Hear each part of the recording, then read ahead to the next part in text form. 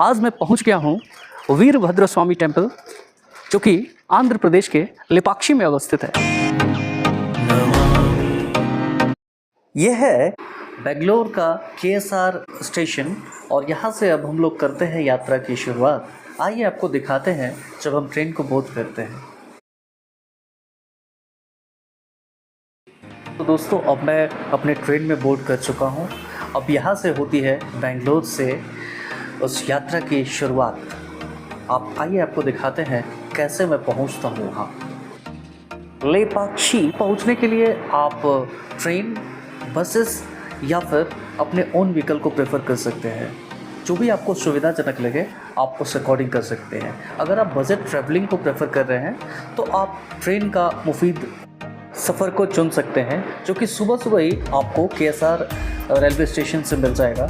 और यहाँ से आप कई बड़े छोटे स्टेशनों जैसे यलहंका और कई अन्य स्टेशन होते हुए आप पहुँच जाते हैं वहाँ के नियरेस्ट रेलवे स्टेशन, जो कि है हिंदूपुर।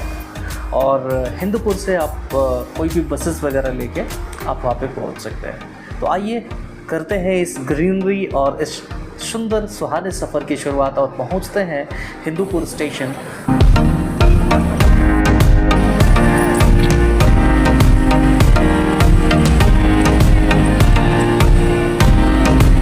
दोस्तों, ये है लेपाक्षी का नियरेस्ट रेलवे स्टेशन, जो कि है हिंदूपुर।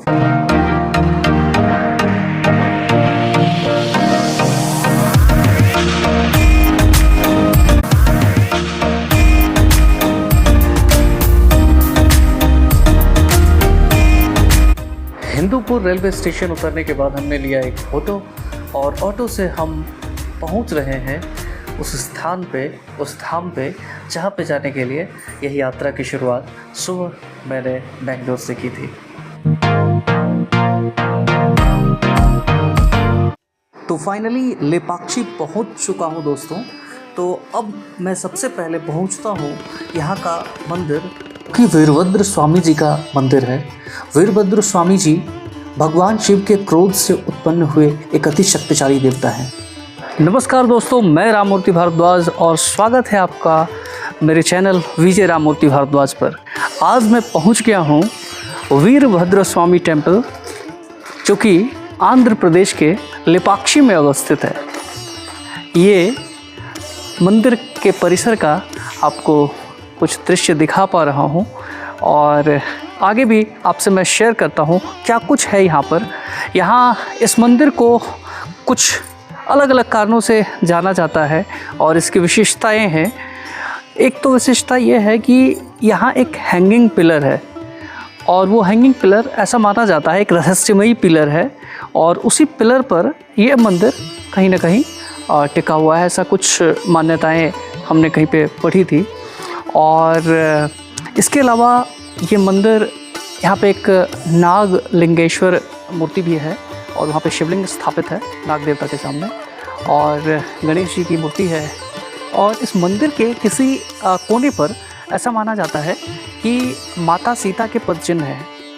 वह पदचिन्ह तब के हैं जब रावण उनका अपहरण करके उन्हें लंका ले जा रहा था, तो उसी समय यहाँ पर रावण का जटायु के साथ भिड़ंत हुआ था और उस युद्ध में जटायु यहाँ पर घायल हो गए थे और यहीं पे वो गिर पड़े थे। उसके बाद जब प्रभु श्री राम यहाँ पर पहुँचते हैं तो उन्हें पुकारते हैं लेपाक्षी। ये लेपाक्षी तेलुगु का एक शब्द है, इसका मतलब होता है उठो पक्षी।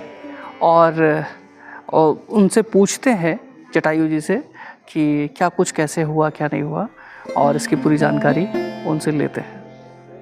आइए दिखाते हैं आगे का आपको क्या कुछ होता है।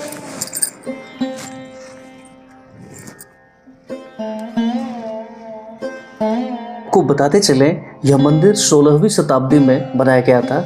यह मंदिर विजयनगर साम्राज्य के अंदर ही आता था और इस मंदिर की खास बात यह है कि इसकी द्रविड़ वास्तुकला, अद्भुत नक्काशी और इतिहास से जुड़ी कहानियाँ अपने आप में आपको अंदर तक भिगो कर रख देगा।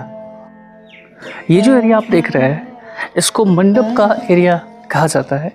ऐसा माना जाता है जब 1500 1930 ईस्वी में जब इसका निर्माण हो रहा था तो यह अधूरा रह गया था।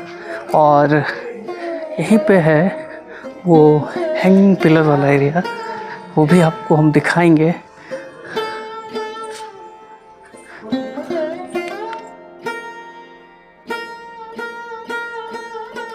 के बनने पर आपको मिलती है गणेश भगवान की मूर्ति, और मूर्ति के आसपास का क्षेत्र अगर आप देखेंगे, जो भी दीवारें वहाँ पर है, इन दीवारों और छतों पर की गई चित्रकारी अद्भुत, एक अद्भुत किस्म की कलाकारी आपको देखने को मिलेगी।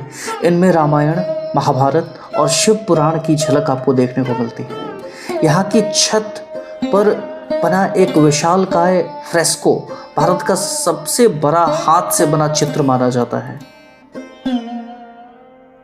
आगे की तरफ बढ़ते ही अब हमें दर्शन होते हैं नागलिंगेश्वर। आइए करते हैं नागलिंगेश्वर देव के एक दर्शनार्थ। यह वीरभद्र स्वामी के मुख्य मंदिर से ठीक पीछे की तरफ अवस्थित है। हालांकि वीरभद्र स्वामी मंदिर के अंदर के फ़ोटोज़ और वीडियोज़ लेना अलाउड नहीं थे, इसलिए मैं वहाँ की पिक्चर्स तो आपको नहीं दिखा सकता, लेकिन आपको यकीन दिलाता हूँ अगर आप वहाँ दर्शनार्थ करते हैं तो अपने आप में जो आत्म भाव आपको आएगा वो बड़ा ही अद्भुत होता है। इस मंदिर की कलाकृतियाँ और भगवान के दर्शनार्थ, वहीं अंदर माता दुर्गा विराजित हैं और माता पार्वती और हनुमान लिंगम और भी कई अलग अलग देवी देवताओं के दर्शन वहाँ पे आपको मिलेंगे। ये देखिए नागलिंगेश्वर के सामने का मेरा कुछ अपना अनुभव जो आपसे मैं साझा कर पा रहा हूँ। मंदिर से थोड़ी दूरी पर अवस्थित है नंदी की प्रतिमा, एशिया की सबसे बड़ी मोनोलिथ नंदी। जी हाँ, यह एशिया की सबसे बड़ी एक पत्थर से बनी नंदी की प्रतिमा है, जिसकी लंबाई लगभग 27 फीट है और ऊंचाई 15 फीट है। यह मूर्ति एक ही ग्रेनाइट पत्थर से बनाई गई है। सच में देखने लायक एक अद्भुत कलाकारी है। यहाँ से अगर आप दूसरे हिस्से पर देखते हैं तो आपको नज़र आते हैं जटायु। जी हाँ, वही जटायु जिन्होंने यहाँ पर माता सीता की रक्षा के लिए रावण से युद्ध किया था और यहाँ घायल होकर गिर पड़ा था। नंदी महाराज के इस स्थान को एक पार्क के रूप में डेवलप किया गया है। अब आगे बढ़ते बढ़ते मैं पहुँच गया हूँ जटायु थीम पार्क। जैसे ही इस पार्क में आप एंटर करते हैं, सबसे पहले आपको मिलेगा यह खूबसूरत नज़ारा, ग्रीनरी। यहाँ तक पहुँचने के लिए आप नंदी महाराज की मूर्ति से सीधे बढ़ते हुए यहाँ पहुँच सकते हैं और पहुँचने पे बड़ा ही एक अलग टाइप का आपको अनुभूति होगा। आइए हम चढ़ते हैं इस पहाड़ी पर, जहाँ से कि हम इस स्कल्पचर को बहुत ही करीब से देख पाएंगे। आइए चलते हैं इस स्कल्पचर के पास और दिखाते हैं आपको वहाँ का भी कुछ व्यू।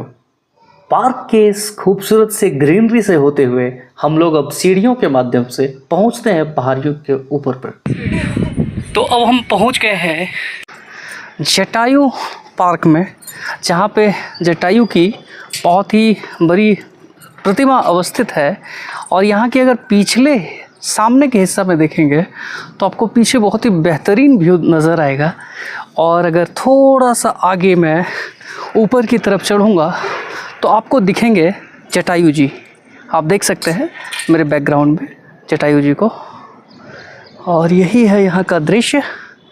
यहाँ से अगर पीछे आप देखेंगे तो आपको उस तरफ नंदी जी महाराज भी दिख रहे होंगे।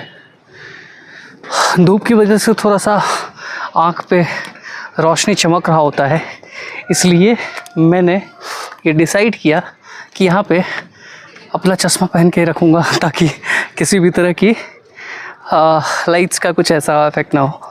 और आपको मैं दिखाऊं तो ये देखिए पीछे का हिस्सा बड़ा ही सुंदर नज़ारा आपको नज़र आएगा। क्या ये पहाड़ी ऊंचाइयों पर एक बड़ा ही मनोरम सा दृश्य आपको आसपास में दिखेगा, और इसके साथ ही पहाड़ी और ग्रीनरी दोनों का एक मिक्सअप कह सकते हैं यहाँ पे नज़र आएगा। और इसके साथ अगर पौराणिक काल की बात करें तो रामायण से जुड़ी हुई जो कथा जटायु जी के बारे में हम लोग सुनते आते रहे हैं, ये वही जगह है जहाँ पे कि रावण और जटायु जी के बीच में एक युद्ध हुआ था जब सीता जी को लेकर रावण जा रहा था। और उस युद्ध में जब जटायु जी मूर्छित होकर गिर पड़े थे तो भगवान श्री राम यहाँ पहुँचे थे और उन्होंने तेलुगु का ये शब्द है, उन्होंने कहा था लेपाक्षी, उठो पक्षी। इसका हिंदी शाब्दिक अर्थ है उठो पक्षी। का मतलब है कि उनको उठने के लिए बोले थे और इसी से इस जगह का नाम भी लेपाक्षी पड़ा है। ऊपर जब पहाड़ों पर आप चढ़ते हैं तो इस लेपाक्षी गांव का एक बड़ा ही खूबसूरत सा व्यू आपको दिखेगा। और यहाँ ऊपर विराजित है जटायु जी। यहाँ पर देखिए ग्रीनरी और खूबसूरत सा गांव का जो नज़ारा है वो यहाँ से आप देख सकते हैं। बड़ा ही खूबसूरत और मनमोहक, और इस नज़ारे के बीच का ये खूबसूरत सा दृश्य।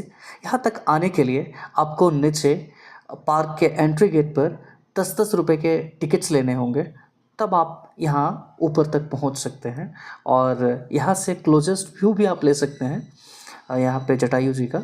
तो दोस्तों ये था आज का सफ़र लेपाक्षी मंदिर, वीरभद्र स्वामी टेम्पल और नंदी महाराज के स्टैचू आदि के दर्शनार्थ। तो ये था आज का व्लॉग। आशा करता हूँ आपको अच्छा लगा होगा, और अगर आपको ये पसंद आया हो तो आप इस व्लॉग को लाइक करें, सब्सक्राइब करें और कमेंट करके बताएं कि कौन सा हिस्सा आपको अच्छा लगा।